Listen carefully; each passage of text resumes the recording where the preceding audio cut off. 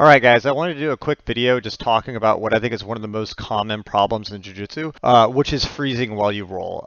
This is a big problem, especially early on in Jiu Jitsu when you're first learning. I think one of the main reasons this happens is that people, they're actually trying to do the right thing. They're trying to be very technical, so they're thinking about the technique they do, but they're thinking a lot while they're rolling. And the hard part with this is that for techniques to actually work, even if they're done correctly with all the perfect technique, they have to be done real time with full resistance, not hesitating, right? So that creates a difficulty because you don't know the techniques in the beginning. So when you're doing them, doing them correctly matters, right? So if you're doing it wrong, then it's not going to work. But also, if you're trying to do it right, but you're not going fast, it's also not going to work. So that creates a difficulty. So I always tell my students, or the people that I'm coaching, that it's more important to take action than make the correct action. Now, that doesn't mean that the correct action isn't important. It is very important, but the time for analyzing in Jiu-Jitsu is after the fact. So let's say if we were doing specific sparring, which is often a format of training I like to use to help people progress quicker.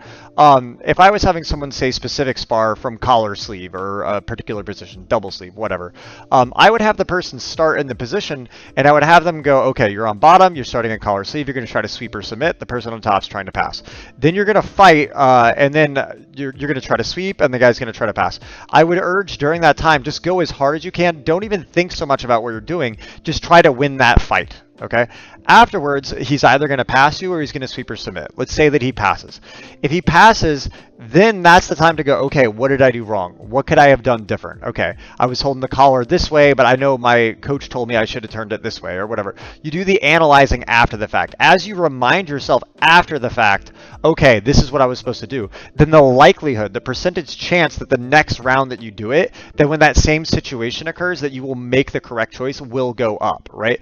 And that allots for both problems, right? It allots for trying to do the correct movement, but it also allows for you to not hesitate. Because if you're in the match and every time you're rolling, you're thinking about like, oh, okay, where was I supposed to put that? Or I want to do it this way, I want to make sure it's perfect, then it's not going to work anyway, even if you are trying to do it correctly because you don't have time, right?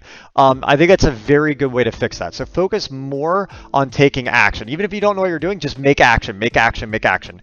Afterwards, do a lot of analysis, think a lot about the problem. If you can film your rolls, that's even better. That's the mental part of training, the adaptive part, right? So you roll, you have to be present to the moment and act.